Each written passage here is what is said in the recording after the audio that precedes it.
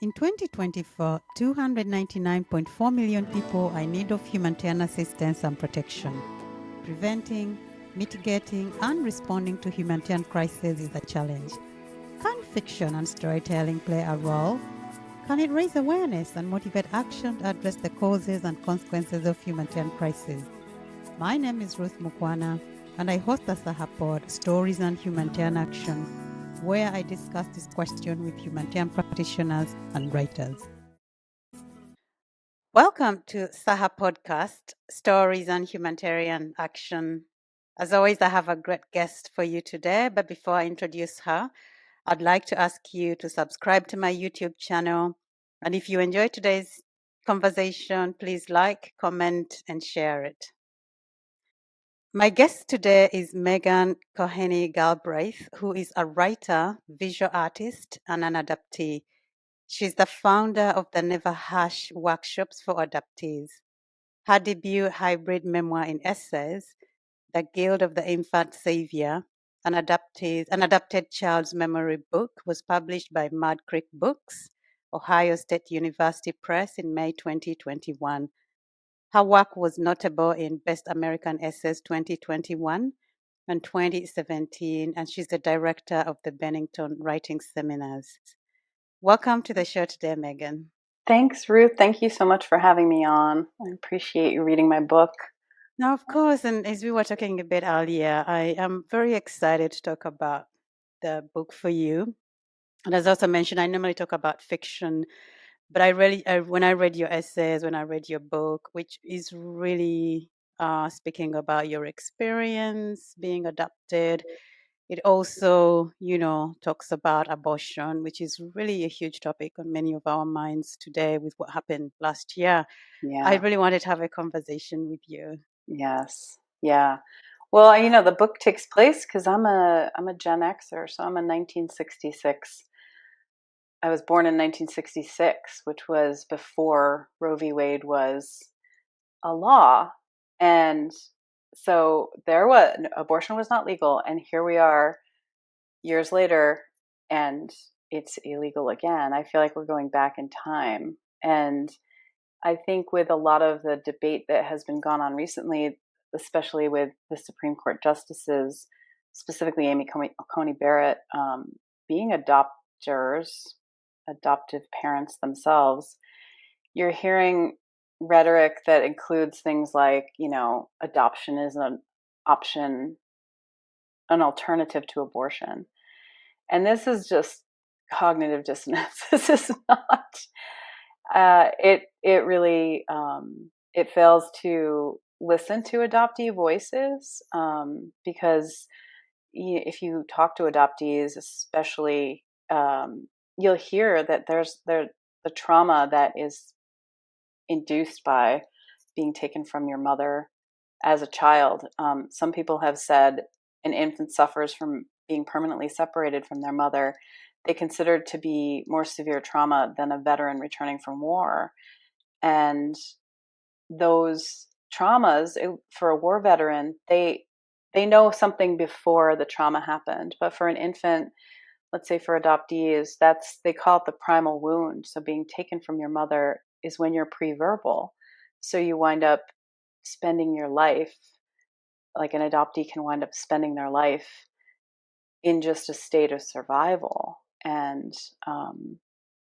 also, another thing to note, their adoptees are 4 times as likely to attempt suicide. And so having, I think, adoptee rights, just as women's rights, are human rights. And this culture of adoption as an alternative to abortion, underscores a cultural history of like taking babies from women and coercing women to give up their babies, and a lot of babies being forcibly taken from their mothers. This week alone, we had an apology from Scotland's minister, Nicola Sturgeon, to thousands of unmarried mothers who were coerced or forced to give up their babies in the 50s, 60s, and 70s. And you see this time and again now as people are reckoning with the effects of adoption and the effects of, I mean, it's child stealing in many ways, and it's human trafficking if you really want to put words on it. Is at its base, it's human trafficking because you're exchanging babies for money. Yeah. And no, and and we've just really gone straight into it. But again, I mean, to me, the notion that adoption is a solution to abortion, I wonder, even just, thinking about the experience of the children themselves, but also of the mothers Yeah, giving up children. I don't know. I haven't gone through that experience, but I'm a mother myself. I can't imagine I how know. difficult a decision that is. But also often, there's so many people, and probably because you've been, you're working on this, you've researched a lot on it. There's so many of these mothers don't even have the choice about giving up their babies. Yeah, I think the a lot of stories that a lot of not stories narratives that I've heard include things like um, women being asked to sign papers that they thought were medical papers, but they're actually relinquishment papers. Um, I mean, there's a huge cultural history of babies being like forcibly taken. The indigenous people, like the United States, took babies. Their interest is in separating mother and baby, which is interesting because that's not the rhetoric that comes from the right. They blame it on the mother. And statistically, mothers, unwed mothers, people in this situation don't want to give up their children. The issue is poverty and lack of support services. And, instead of thinking of what can we do for the mother to keep families intact, it becomes let's take a baby from a mother and transplant them into a different home. And it could be for transracial or transnational adoptees, that could mean, um, erasure of their culture, erasure of language, they're thrown into this, I call it the adoption diaspora, because you don't know where you live, you don't know where your home is, and all the self-help stuff that's like, oh, your home is within you. I mean, talk to any adoptee who's kind of reckoned with these things, and they'll be like, that's a great platitude, but what does that mean for me? So it's just, the more I researched, well, in researching this book and my next book, the more I'm like, oh my God, we're back into the 19th century again with policies about women and women's bodies. There's no bodily autonomy. And I just think, why? Empowering women and families should truly doing that is, it's not much of a societal stretch. No, no, honestly, it actually, I was talking a few weeks ago to one of our gender advisors at work, and I often feel there is just this specific focus on really controlling women's rights, and what we can do, that is really out there in the, policy making world, that kind of just never goes away. It feels to me, no matter what we know, no matter that we know much better now today, about, everyone's rights, women's rights, and the fact, I mean, for centuries we've been saying, we've been talking about equality, and yet there is still this, what I really call, to me, obsession with wanting to control women. Yeah. Why do you think that is? I wish I knew. Sometimes I think, is it a threat for someone? I was actually talking to one of my younger colleagues. I started to feel old, and, she was saying to me, things have changed, from where they used to be, and comparatively, they've changed for women, and depending where you were as well. But at the same time, I feel they really haven't Yeah. when you're looking at the big questions. And to me, Yeah. overturning, again, I'm not an American, but as a woman, overturning, Roe word was such a huge shock to me. And I remember really feeling like, what is going on? Are we like just going backwards? Yeah. And for me, really fundamentally, it's a lot about choice. How do we make it so that everyone has a choice Mhm. to make the right decision for themselves? For themselves. Yeah. Yeah, it's terrifying how what for me what I thought was so written in stone, that I thought was a right that I would not have to. I have two sons and a stepdaughter. I thought this was a right that we would have, that never was going to be questioned, and to have this shown in such fragility like this, and to collapse the way it has, and you're seeing things like maternal mortality is increasing now because of various legislations. Hospitals are sometimes saying we're not even going to deliver babies anymore because the political atmosphere is so bad. So again, it's going to be these policies that are born, in my opinion, of on the backs of women, and like shame and piety. And the, these policymakers, instead of keeping families intact like they say they want to, are instead ripping families apart. And it's a form of eugenics in some ways.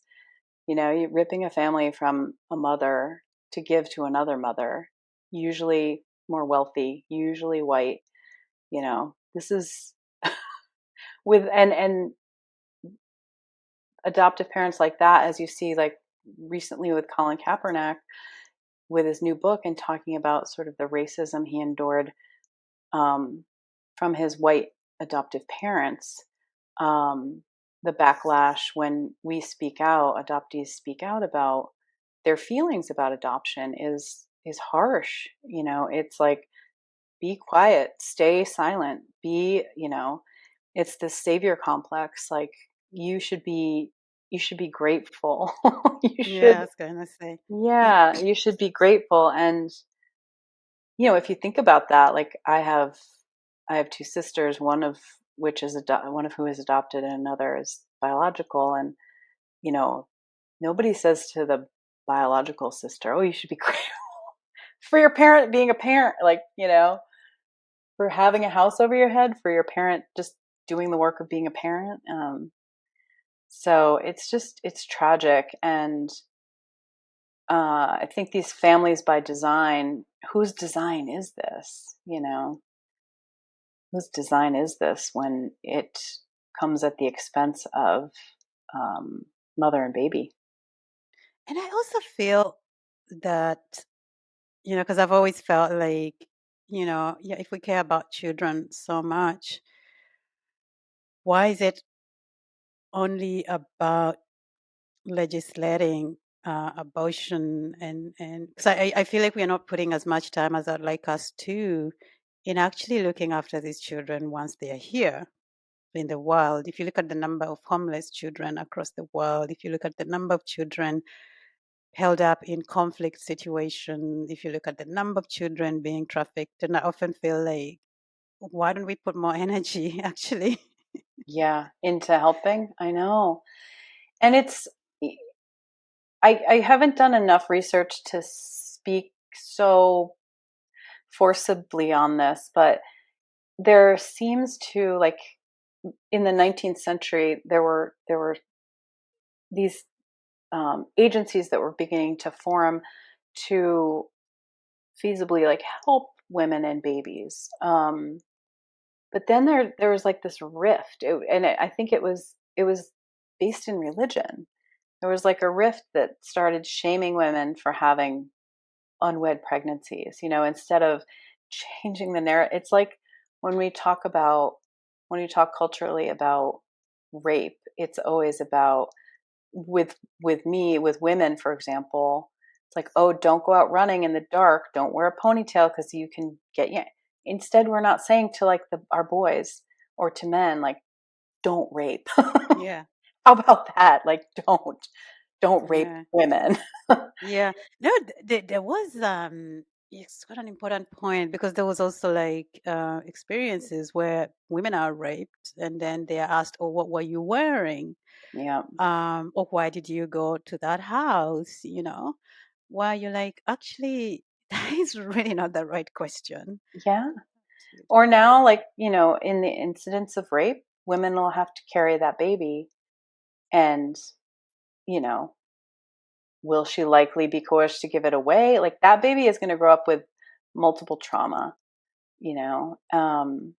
But lack of bodily autonomy, lack of choice with our about our bodies is just it. I mean, it's the thing that keeps me up at night, thinking my daughter-in-law is pregnant again, what choices is she going to have? Like if she wanted to give birth at home, I No, I and don't know. honestly, I had a friend of mine. Not I have a very good friend of mine who she has two girls. I have a girl myself, and I really wanted a girl child. But when she found out she was pregnant with a girl, she really, really cried for so long. Oh, that's And I was terrible. like, why? She's like, have you seen how women are treated in the Yeah, world? yeah. And I remember going like, oh my goodness, how can it be that someone is afraid of what their girl child is going to face? Because she was Mhm. like, the world is just made up, for men Mhm. today. And I just think, all of the things that my daughter is going to go through. Yeah. But maybe she'll change it. Maybe That they'll be too the as well. agents of change, which is hard to put on a child, but I just I don't know. Something has to change. Um, More women should be judges. It seems Right. like all this is being legislated, so we need more female judges in positions of authority. Oh God. Yeah. But so your book, I know we got into the topics quite immediately, but Sorry. no, that's all right. Going back to that guy, the Guild of the Infant Savior, what was the writing process like for you? Well, it happened over a long time. I mean, I basically wrote this at Bennington. This was my thesis and came out, put it down for a while, wrote a bunch of other essays, and then incorporating the artwork was something that was interesting and came at a later date. I had gone to a residency, Saltonstall, the Saltonstall Foundation, and I brought my dollhouse with me as kind of a security blanket. And I like to teach about the idea of play to free up your mind, to free you up on the page. So I had this tin dollhouse and just was staging fun scenes in it. And then one day went to the Cornell Library and found out about this program called Domestic Economics that was happening at Cornell and started in 1919 that used live babies as what they called practice babies for women to kind of practice at motherhood. And it was so bizarre to me, like seeing this through my lens as an adoptee, that this could actually, it didn't age well, let's just put it that way. But so the writing process became visual at that point because I started restaging these archival images in my book, using the dolls in the dollhouse. And then being able to see those in parallel with each other and stepping back and saying, wait, what am I really doing here? I'm playing at motherhood also, right? I'm recreating these domestic tasks that, like in putting the art to work together, I was using, like I do, found objects, and I would use the sewing kit that I found in the bedside table, to sew the images on pieces of paper and just hang them on little tiny paper clips in my studio. I was like, wait, yeah, these are domestic female tasks. I'm sewing things. I'm hanging these like diapers on this. And so then that's where I started questioning through my writing. Like the art came first and then the writing happened in that case. Um and I want to cultivate that more in other ways, and like writing forward in my new book, and writing in general, because it just opened me up to some things, especially the dystopian nature of adoption, because these babies were sort of fatted and raised as, little incubator type babies and then adopted. So their identity, a lot of them didn't even know they were babies. They all shared the same name, Domicon, which was short for domestic economics. And so a program that was like quite feminist for its time was just so incredibly bizarre to me. And like I said, through my lens as an adoptee, I was like, this is not right. There was a lot of talk in the archives about, like in the files in the archives, about it being a feminist program and cutting edge and teaching women all the things they need to know to prepare them for, for motherhood and life, which is similar to what you're hearing now. It's like women should be home and should be mothers, you know, and that's what they should be preparing for. Um, so the writing came together in a number of ways, like in these very hybrid ways. And yeah, and then I began staging this as like an adopted child's baby book by using my own baby book, which was called An Adopted Child's Baby Book, and curating photos, original photos from there, and restaging them in the dollhouse. So what you see is like a narrative over a narrative. It's like the visual image of the dollhouse that fronts most of the essays, and then the little kind of curatorial archive, which is the actual photos of me at the end of each essay. And I like how it came all together. It was unexpected, but I really kind of love it. And I love those babies. I love my little doll babies. No, and thank you for sharing this as well. It's, I mean, it's a very creative um, process in terms of how you structured your memoir. It's art, it's narrative. It's doing so many things from a creative perspective as well, which is quite amazing. Actually, Thank you. congratulations for Thank you. achieving that. Um, and the essay you're talking about is "Hold Me Like a Baby." Yeah. Which I would really recommend for anyone listening to this conversation to read, because if there's anything that's really going to make you stop and really think about what we are doing as humans, sometimes it is one of those essays. At least for me, I was just blown away by it, and maybe I know we want to talk a little bit more about it. It does bring out so many issues. Of course, the idea that you can kind of manufacture, for lack of a better word, a perfect baby. And really the notion of really any of us saying this is a perfect baby is quite frightening. Right? But And the time, I mean, this was, let's say, when in parallel, like when I was adopted, a lot of the same principles they used for these Domicon babies, like a very severe schedule of feeding. And, I have in the book a schedule for one of the Domicon babies, and it's like 7:15 bottle, 7:30 urination, 7:45. It's just like the idea that babies are robots. But on the other end, the parents who were adopting them thought, oh, these babies are being raised by scientific principles and therefore they're the perfect children.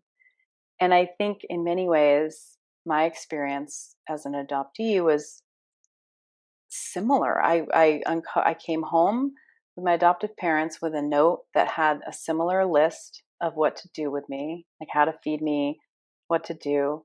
And I think there's an objectification of adoptees, of any baby, of any child. It's like look at this, look at what we did, look at how amazing, you know, we are. And it's it was just very bizarre feeling. And so you have this narrative of you have to be perfect or potentially be sent back to, you know, sent back to wherever. And even though that might not be a reality, it's still sort of an embedded belief because it's that trauma belief, it's that abandonment complex that all adoptees live with, um, whether they recognize it, you know, and think about it or not. No, absolutely. And I've actually read stories of people returning babies back, you know, because they're sick or, you know, for whatever reason. So it actually, I mean, I don't know what the statistics are, but it does Yeah. um, happen. But also just the pressure on parents to, you know, what is a perfect baby, honestly, Right. I know. you know? I know.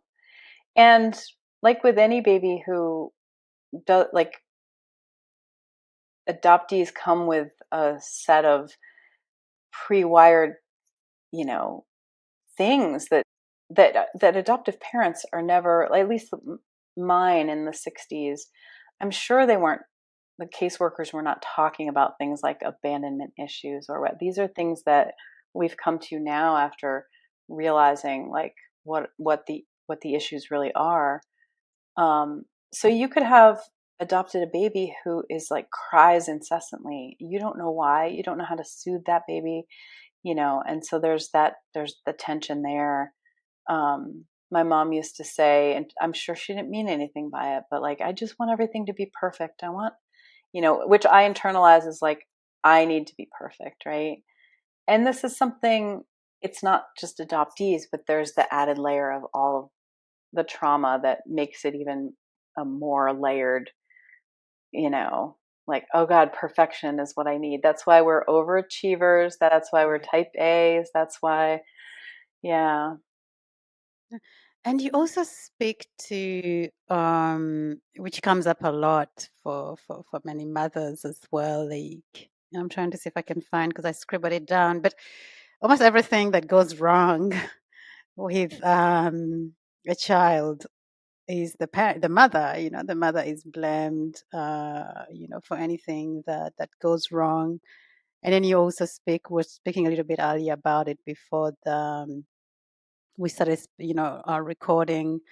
But the how the early experiences of all of us right from infancy really inform the trajectory of our lives. And I think in there you talk about these research around the different types of attachments that can be taken all the way back to, you know, when we are still infants, so being, you know, secure, anxious, and avoidant, and how that early interaction with mothers is extremely important yeah, for you know, our growth. And I wonder if you can just talk a little bit about that.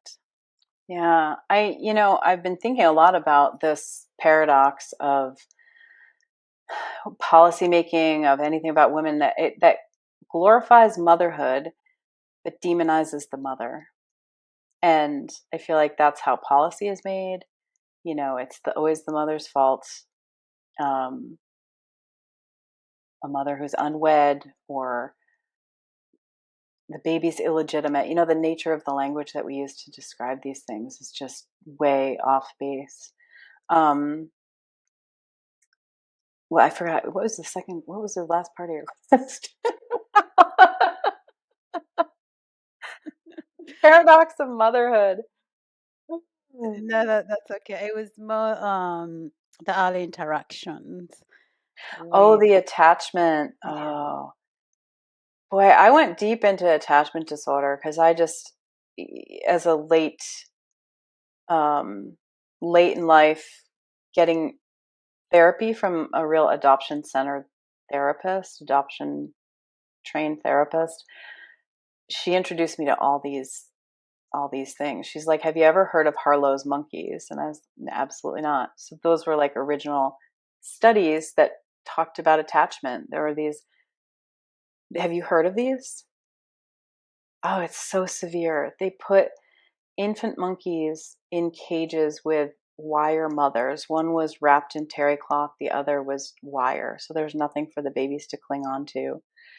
And then they just watched them. And the infants with the wire mother would just scream and sometimes like pull their hair out and try to. So it was like this idea that a baby needs its mother, even if it's a wire replica with, wrapped in terry cloth to cling to.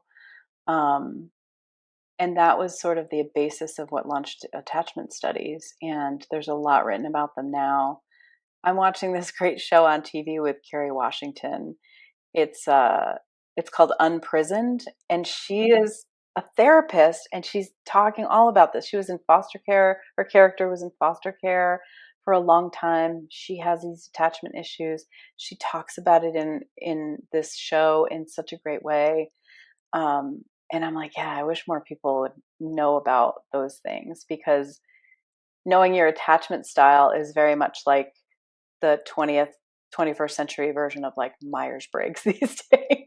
It's like, if you can know that, you can know how to move around in the world. At least I'm getting used to it, as like an anxiously attached person.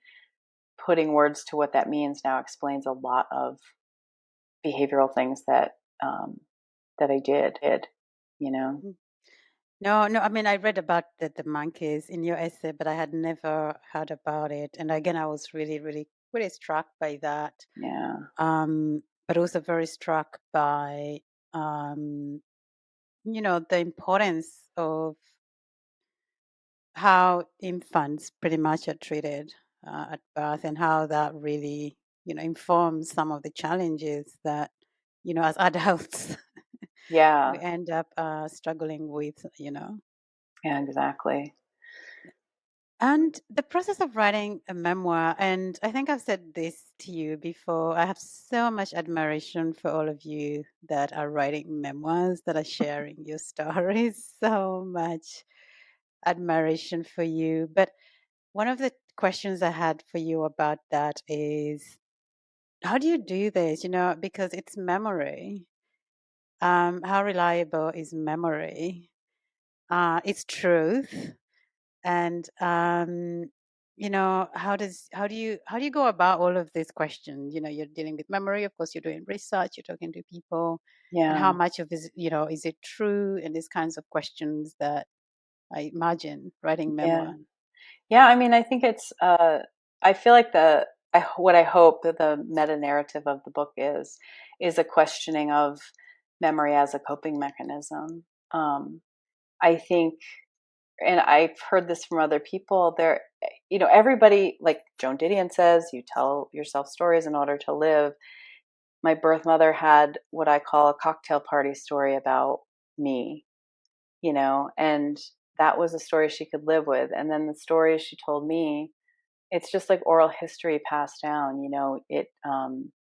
You bury the things that you don't want as part of the narrative going forward, and you get things wrong because people remember things incorrectly. So it's like this idea of family lore being passed down. And in some societies, let's say with the Roma people in Hungary, which I found out I'm Hungarian, so I got really interested in the Roma people.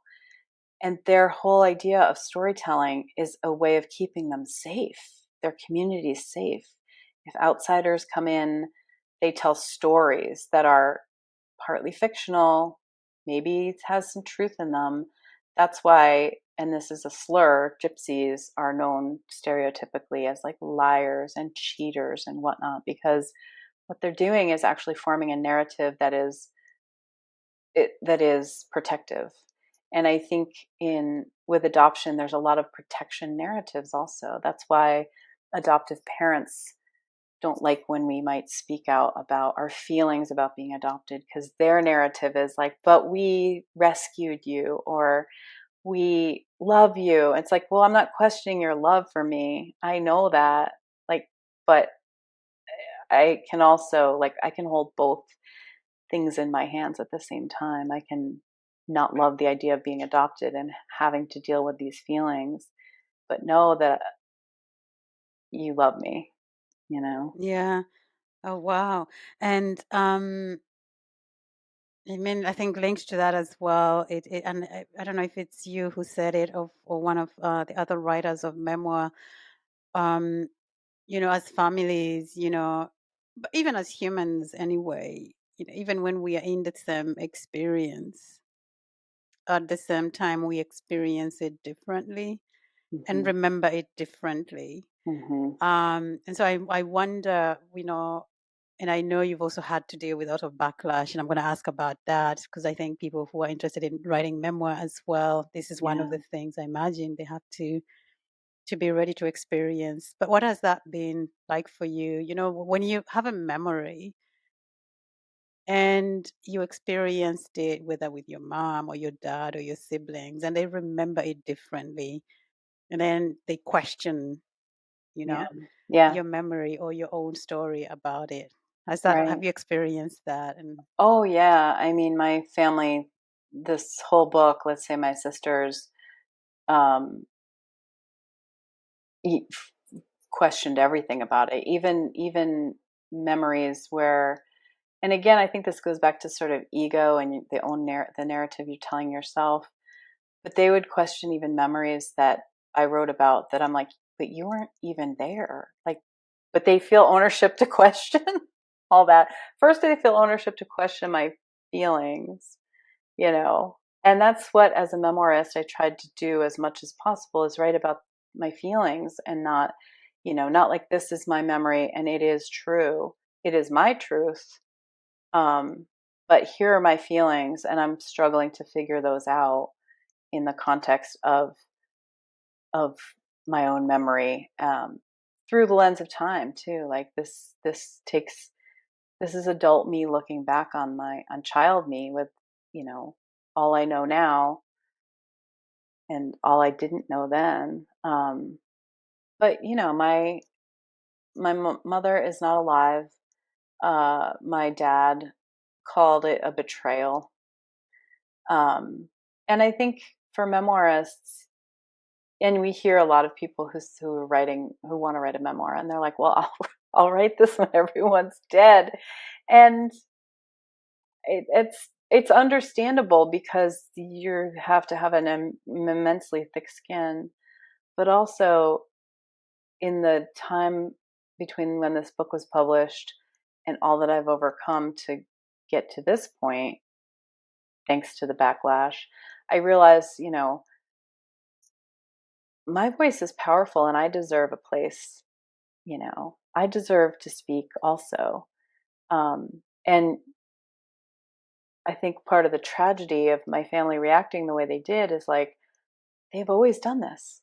And I finally had to reckon with, oh, this has always been the way in the family. It's like, this is nothing really new, but now I'm seeing it as like for what it really is. And I think for me, that's the great tragedy. And, it's like I have now a friend family who, I have a dear friend who I call my sister, I call my cousin my sister.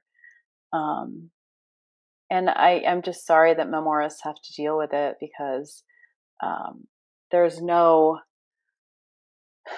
yeah, people react from their ego, from a place of ego rather than understanding. what I really liked, I mean, I'm so glad you wrote it. And I know we're also coming down to our time, so I'm going to try and start wrapping up. But one of the things to me, and I'll again ask for your perspectives on it as well, is that I just learned so much reading your experience, your feelings.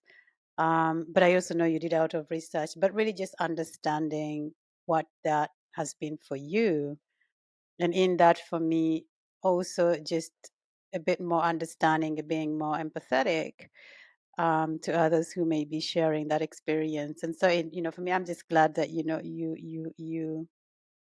wrote it, and thank you for sharing your story. But a related question to this as well is that are there things you feel the memoir or nonfiction, for that matter, does very well as a narrative form? That memoir does as a narrative form. Yeah, because I think I about the reason I ask the question, because I normally ask people like, okay, do you think fiction has power to, address the causes and consequences of humanitarian crisis? But I was very much compelled to really speak to you about your memoir, and I'm just curious, like, what is that, memoir or Mhm. nonfiction? What can it do to drive change? Yeah. Well, it, just like any other marginalized voice, adoptee voices are marginalized, and the more we can hear about our experience, the more it becomes a narrative that can be heard. So let's say my friend Nicole Chung, she has a second book out now, about adoption. She's a transracial adoptee, and I just think of her as like a superhero because she is making adoptee voices heard. She's supporting adoptee voices in this whole idea.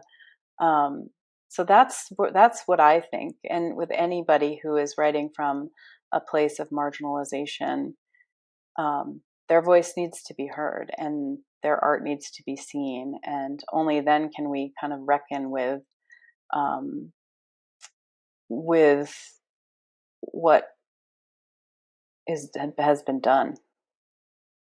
Right. And my final question for you is, for anyone who will listen to this conversation, if there's anything, any action that they can take, what could that be that could really help or make a change? Yeah. I think, well, of course, educating yourself about adoptee rights, reading more adoptee voices, definitely. Um, Becoming aware of the culture of adoption. There's a Supreme Court case up called Burkine versus Howland, and it's a white couple who's trying to keep a native baby, and when that baby is welcomed back by its relatives and its tribe, and this is like in support, like this is challenging the constitutionality of the Indian Child Welfare Act. So like this is not adoption, even though it's based in whiteness, it's not. It's read other voices, like understand what's still going on. Donate money to the ICWA, so they can help, so they can fight this. Thank you so much for your time, Megan, today. Thank you, Ruth. Thanks. It's so nice to be here. Thank you for listening to my conversation with Megan today. If you've enjoyed this conversation, please like, comment, share, and subscribe to my YouTube channel. I'd like to thank Melika Mensah, my co-producer, and the Nomadic Band for the music. Thank you.